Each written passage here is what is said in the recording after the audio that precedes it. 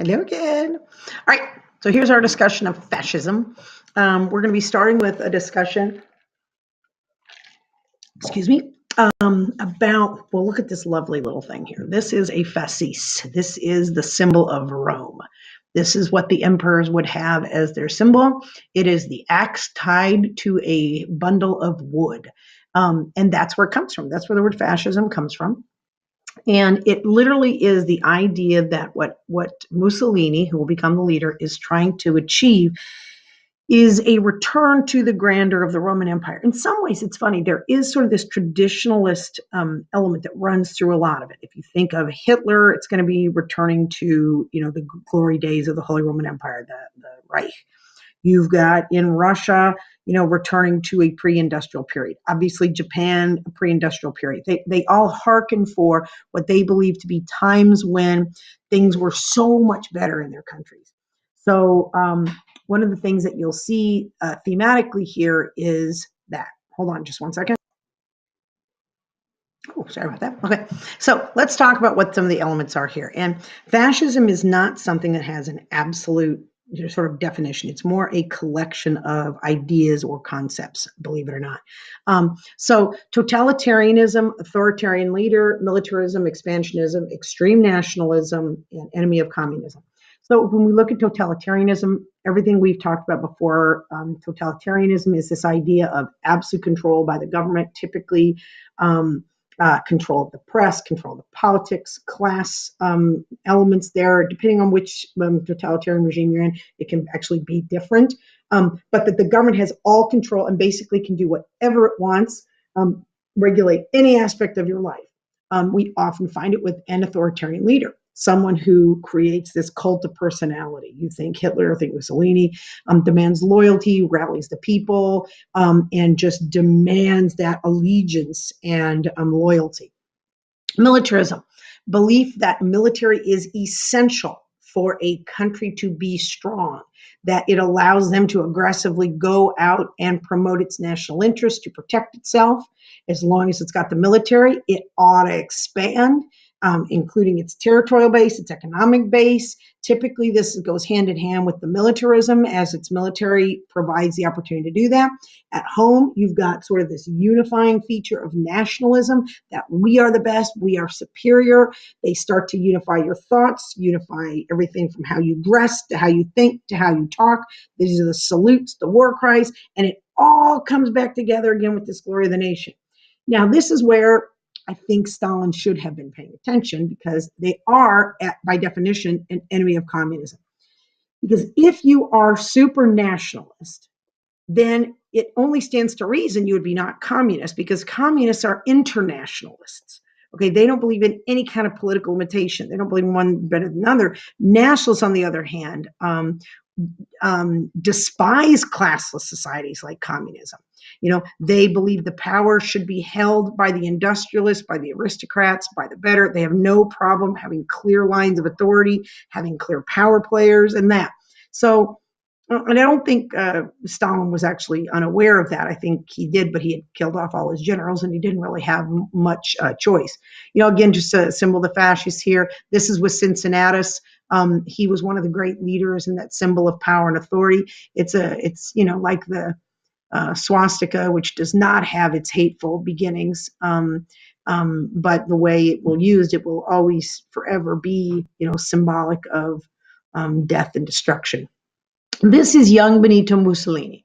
Okay, young Benito Mussolini typically goes by the title Il Duce, the leader. He too is someone who is very much into the past, the glory of the Roman Empire. He believes in all these great traditions, but believes he is uniquely situated to sort of use these revolutionary forces to move Italy forward and into the future, along with his girlfriend, which is really ironic, because it is pretty clear that this woman here, Margherita Sarfatti, was his mistress, his girlfriend, and she was a Jew. She was a Jewish woman, the mother of fascism. Was right beside him in his famous March on the Capitol. Now, what's really, talk about sort of manipulating the press and talk about sort of controlling the media. This guy was a genius at it.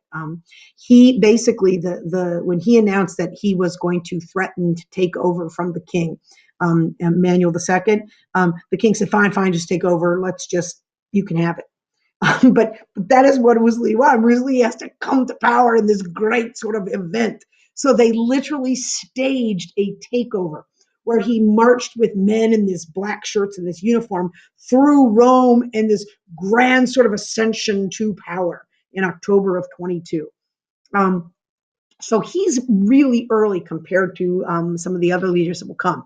Incredibly gifted orator, appeals to those fundamental baseline desires of us, national pride, that everything should be in the interests of the state, nothing for the individual. I mean, this was his quote that he will work into many speeches, everything within the state, nothing against the state, nothing outside the state.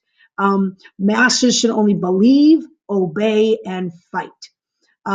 And the system he develops, he will sort of call the model system. And the model system was this idea of abolishing political opposition, censorship of the press, absolute no free press, secret police, no assembly without sort of government surveillance, no thinking, no independent thoughts.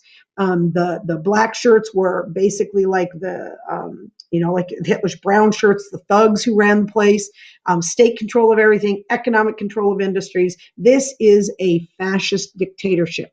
Now, unlike places like the Soviet Union, which are a dictatorship, as a fascist dictatorship, they're going to allow for some ownership of right property. They allow for capital.